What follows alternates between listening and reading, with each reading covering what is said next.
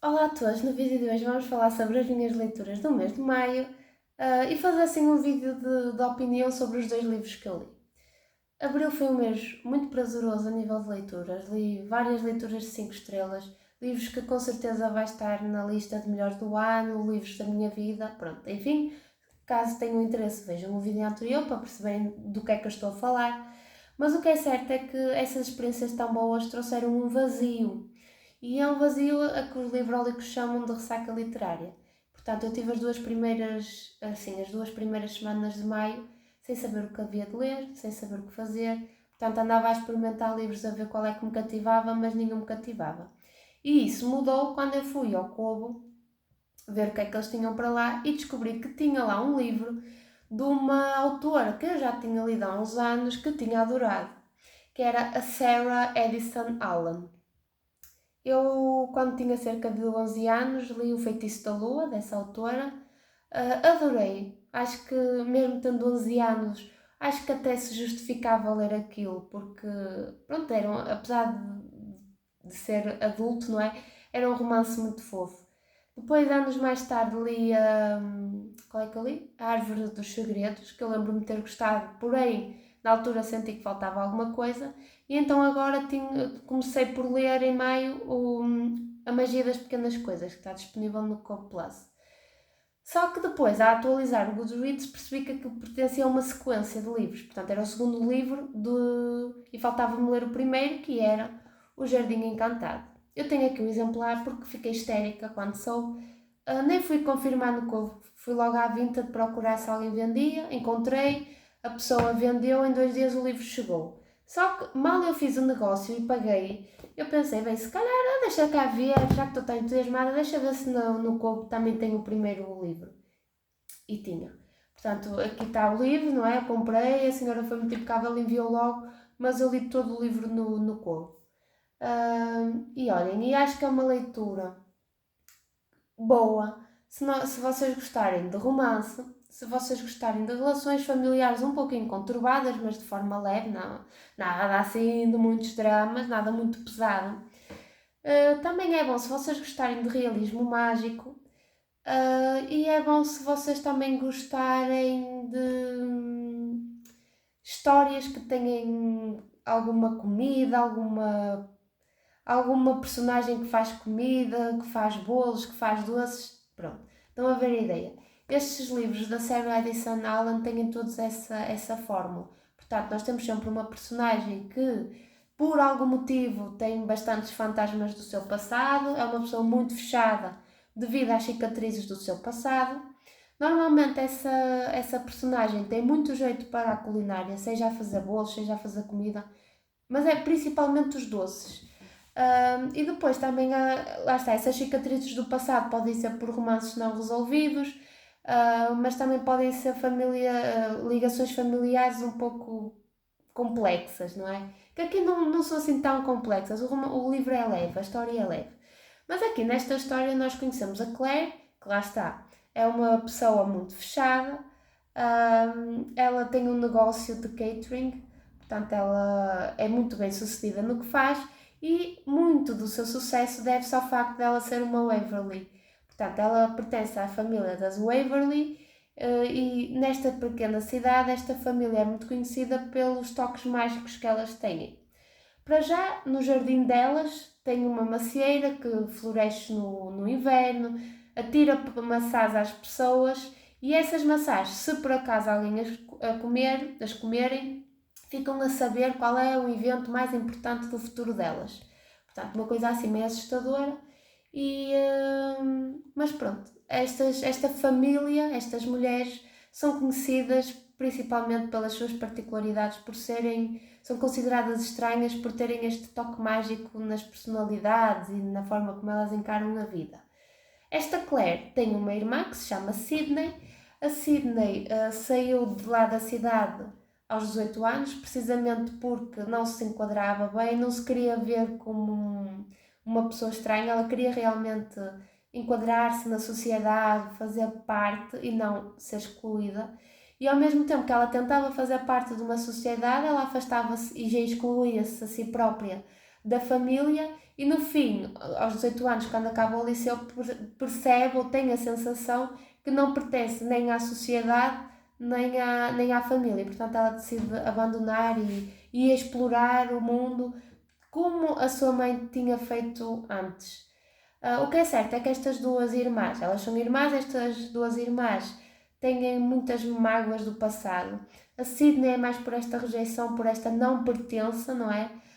E associa esta pequena cidade natal a um lugar muito negativo, com muitas mágoas por este motivo. E a Claire tem fantasmas porque sente que toda a gente a abandona. Estas meninas ficaram ao cuidado da avó, porque a mãe abandonou-as e depois, ao deixá-las, acabou por ter um acidente trágico e faleceu. Então elas ficaram ao cuidado da avó.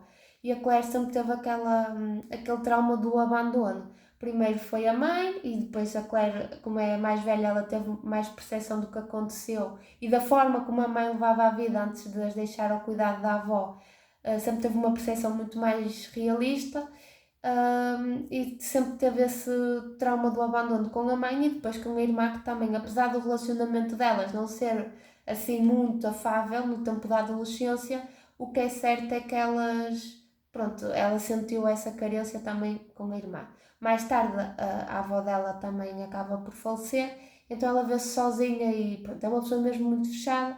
Depois ela vai conhecer aqui um homem que também é muito lindo, é um professor de artes, que se muda para a casa vizinha, que também vai acabar aqui por abalar um bocadinho os alicerces da Clara.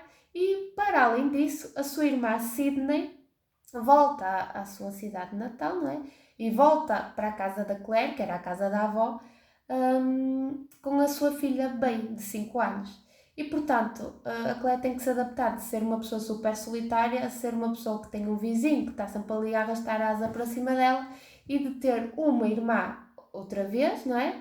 E uma sobrinha também, uma criança na casa. E o que é que acontece? Esta relação, este triângulo entre a Bey, que é filha da Sydney, a Sydney e a Claire é extremamente interessante, porque nós vemos que a Sydney volta com uma perspectiva diferente. Ela volta para se refugiar de uma situação muito grave de violência doméstica.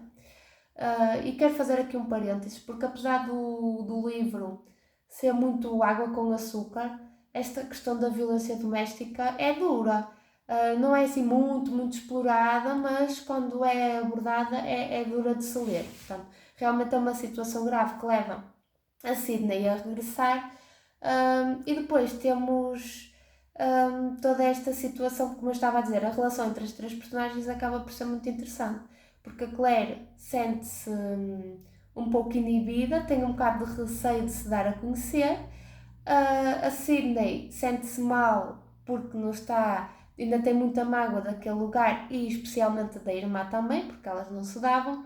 E depois temos a Bey, que fica simplesmente encantada por estar naquele local, fica apaixonada pela macieira, fica apaixonada pelo jardim, mostra-se muito interessada em em conhecer a Claire, mostra-se interessada em ajudá-la também no negócio dela e, portanto, nós vamos ver como, ao passar da história, estas três personagens se vão ligando cada vez mais e é uma coisa que acontece naturalmente e de forma muito genuína.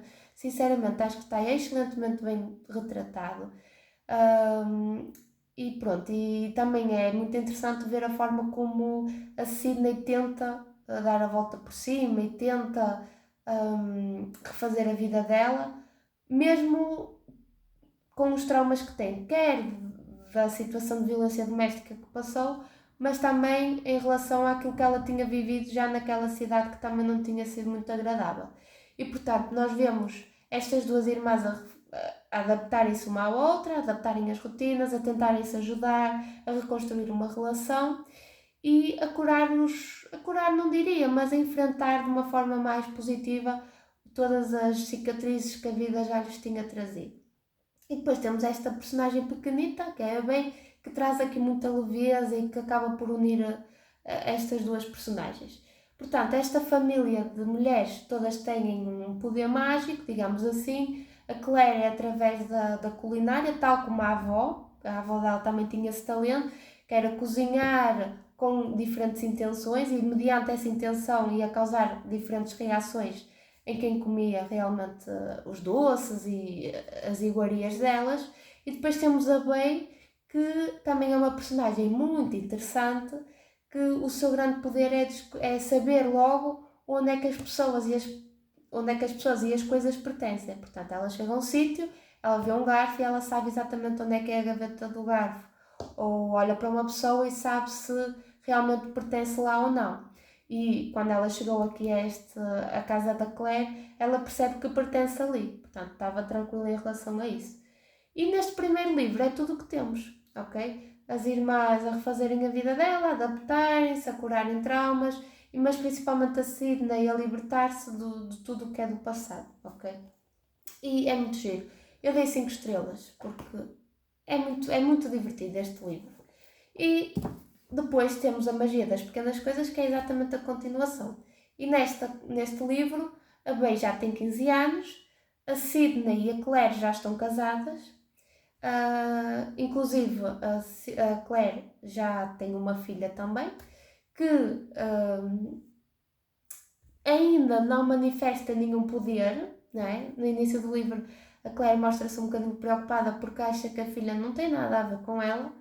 Depois temos a Sidney também, que tem um negócio dela. Eu não falei, mas a Sidney, o grande poder dela era ajudar as pessoas a ter aquilo que queriam através do cabelo. Portanto, se a pessoa queria causar uma ótima impressão e, sei lá, tinha uma reunião de trabalho que era muito importante, ela fazia ali um penteado e a pessoa ia ter aquilo que queria. Pronto, coisas desse género. E pronto, e a Sidney então já está casada também, a Bey já tem 15 anos, ela tem o negócio dela e aqui a Sidney tem uma certa sombra, porque ela contratou uma recepcionista lá para o salão de beleza dela. Essa recepcionista tem 18 anos, já tem um bebê e a Sidney acaba por se sentir muito mãe daquele bebê que não é dela e tenta ajudar de todas as maneiras aquela menina, aquela recepcionista, mas as coisas acabam por não correr muito bem porque ninguém pode ajudar quem não quer ser ajudado. E isso é o que a Sidney acaba por perceber no final. Depois, também entre a Sidney e a Bey, a relação que elas tinham no primeiro livro mudou. Porquê? Porque a Bey torna-se uma adolescente. E é engraçado ver porque a Bey sempre foi, tal como a Claire, sempre foi muito decidida naquilo que era. Portanto, ela sabia aquilo que era, sempre assumiu muito bem essa parte da magia e de ter essa particularidade e sempre sentiu muito orgulho, tal como a Claire, em ser uma Waverly, e a Sidney não. E então a Sidney acaba por tentar muitas vezes, não manipular, mas tentar fazer com que a Bey mudasse e tentar que ela tivesse comportamento e tivesse atitudes que ela não queria ter porque não era quem ela era. No fundo, a Sidney queria que ela fosse mais popular, que fosse mais como ela tinha sido anteriormente, na fase da adolescência dela. E as coisas acabam por não ser assim, elas têm muitas quesilhas e acabam por se dar um pouquinho mal devido a esse fator. Em simultâneo, o que é que nós temos? Temos duas tramas paralelas, não é? Elas acabam sempre por se ligar de diferentes formas, mas temos outros acontecimentos. Outro acontecimento que faz muito parte do livro e que nos cativa também muito é um mistério. Aparece lá na cidadezinha natal um homem que faz perguntas sobre a Claire, sobre o negócio dela, porque ela depois acaba por mudar um pouco o ramo do negócio. Ela, em vez de continuar com o serviço de catering, acaba por vender doces que tinham algumas propriedades medicinais e tudo mais, e portanto esses doces fazem muito sucesso, embora ela esteja muito infeliz. Mas esse homem então chega à cidade, faz perguntas sobre ela, aparece e desaparece com muita facilidade. A Bey fica muito intrigada e fica mais unida à Claire porque, pronto, sabe que há aquela presença estranha. E depois, ao longo do livro, nós vamos tentar perceber o que é que aquela presença está ali a fazer, o porquê, qual é a sua intenção e por onde é que aquela história nos vai levar. Em simultâneo, temos também, não me lembro do nome dela, a Evelyn. A Evelyn também é uma Waverly, Ela já é uma senhora de 80 anos, ela era prima da avó da Claire e da Sydney, e ela também tem um poder muito particular, que é ela dá às pessoas aquilo que elas precisam de receber.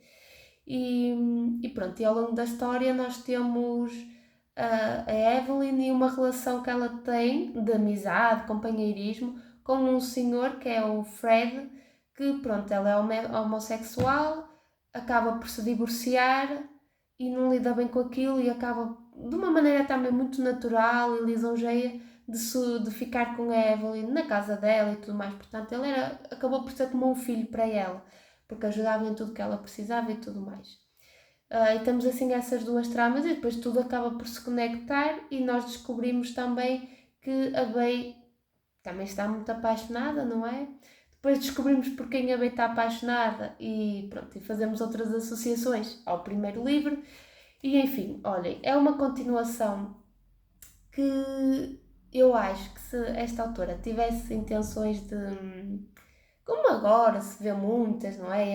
E mais até uns anos atrás, quando se falava em jogos da fome, pronto, essas distopias.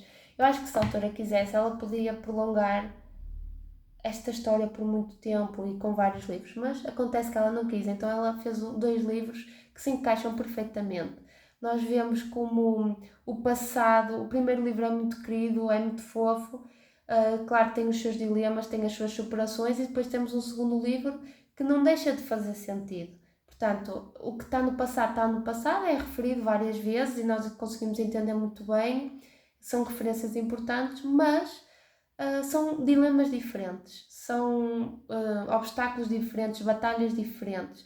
E apesar da relação entre as irmãs e a relação com a Bey delas e com a Bey, mesmo com os maridos, altera-se, mas é uma boa forma de se alterar. Aparecem novos desafios, tal como acontece na vida. E portanto, eu gostei muito destas leituras. Acho que foram muito fofas, muito queridas. Eu dei 5 estrelas às duas, se não estou em erro. Aqueceu o meu coração e entreteve-me. Portanto, claro que são 5 estrelas, não como quando leio um Saramago, mas dentro desta água com açúcar é um 5 estrelas. É um livro que vale a pena ler. É entretenimento, mas eu acho que é um bom entretenimento. Portanto, olhem, recomendo-vos. Digam-me se vocês também já leram alguma coisa desta autora, se gostavam, e pronto, vemo-nos por aí no próximo vídeo. Tchau!